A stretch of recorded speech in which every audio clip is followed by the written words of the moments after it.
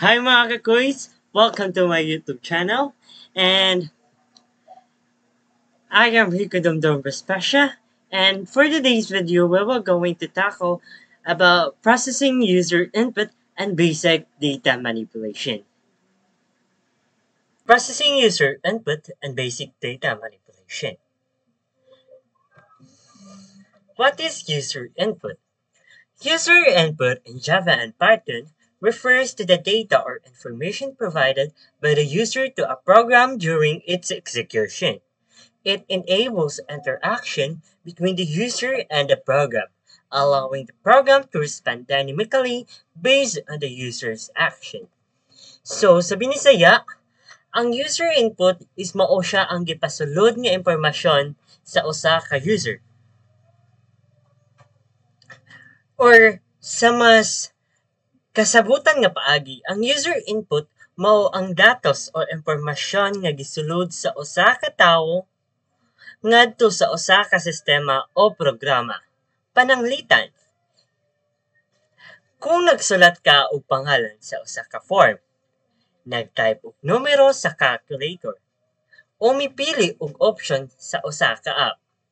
Karon, maghatag ko og example sa usa ka user input.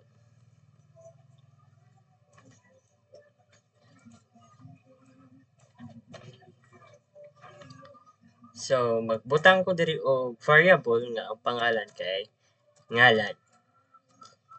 Space equal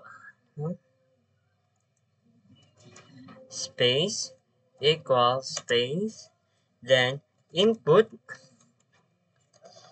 open parenthesis and close parenthesis then na ug magbutang din ko diri ibutang space ang space imong space ngalan semicolon space then magbutang na pud ko diri og edad space equal na pud space input open parenthesis and close parenthesis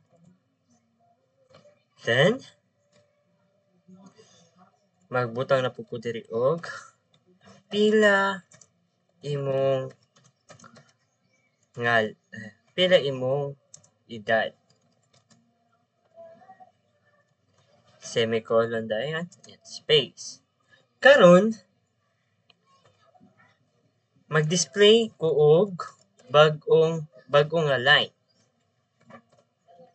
Then i-display nako ang hi exclamation mark ako space di space na pod si space na pod si nya next is mag-plus ko diri ang name sa variable mo ang ngalan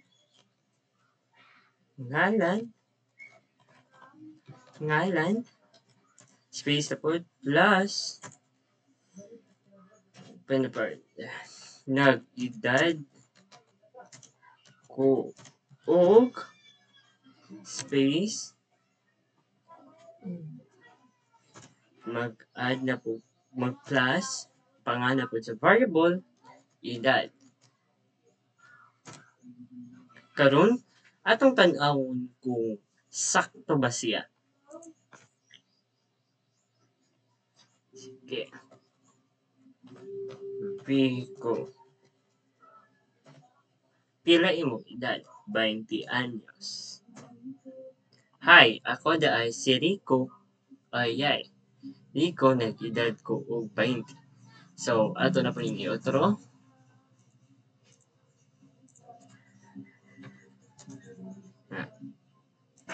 Tanaw na to. Rico. 20 anyos. So, ano na siya? Hi, ako ay si Rico, nag-edad ko og 20. So, muna siya ang user input. And now, let's proceed. What is data manipulation? Data manipulation in both Java and Python refers to the process of modifying and organizing data to make it more suitable for analysis or other operations. It involves a range of techniques used to transform raw data into a more usable and understandable format. Data manipulation is crucial for extracting insights, identifying patterns, and preparing data for further processing. Sabi ni Saya, ang data manipulation mao ang pag-usab, pag-edit, pagdumala sa datos aron kini magamit sa gusto nga paagi. So, sama sayon nga pagsulti, ang data manipulation mao ang proseso sa paglihok-lihok o pagbago sa datos sama sa pagdugang, pagtangtang, pag-ayo o pag-organisa sa datos aron mas sayon kini sabton o gamiton.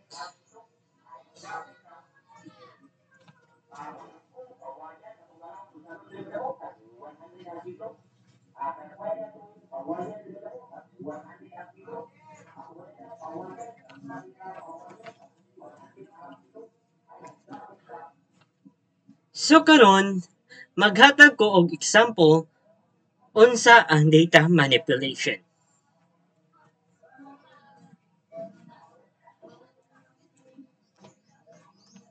Karon, magbutang ko og variable nga nagpangalan og edad list space equal then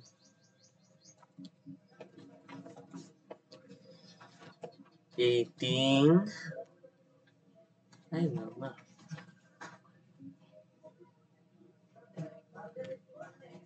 18 25 21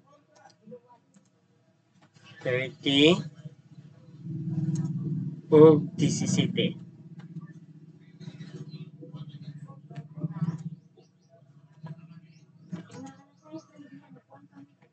Karon is atong kahaon ang average sa edad.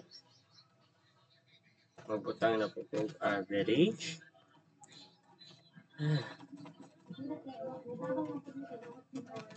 Average space equal. Then, magamit na og sum.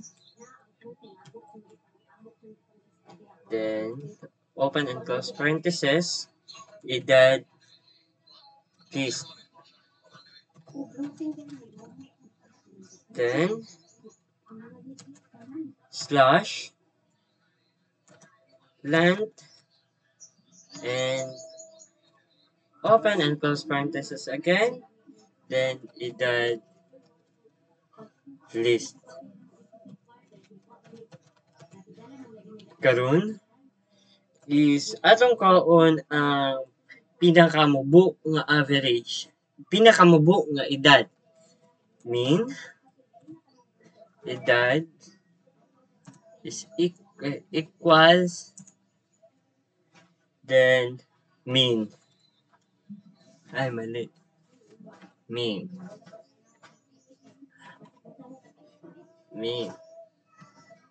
Open and close parentheses.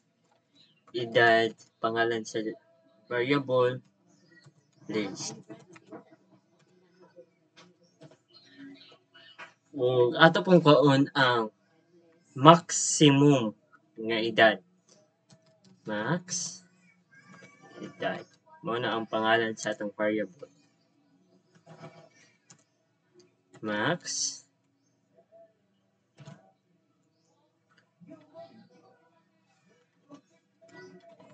edad list.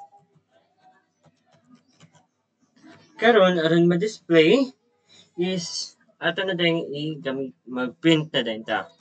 Print, open and close parentheses. Okay, sort nga edad.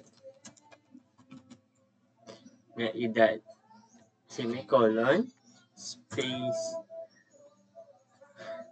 comma, and edad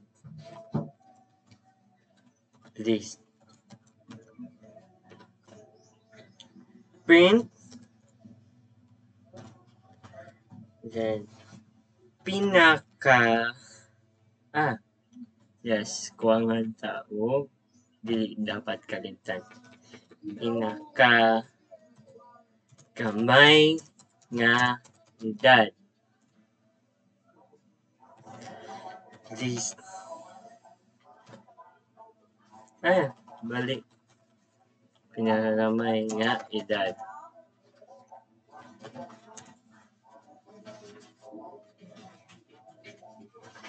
Kama edad ming edad. Print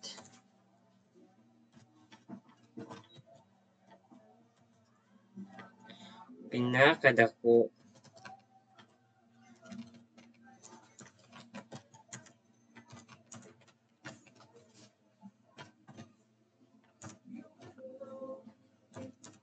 max na try na to print. So naay ni gawas. So pinakagamay nga edad is 17. Pinakadako nga edad is 30. So sakto. So sakto man siya.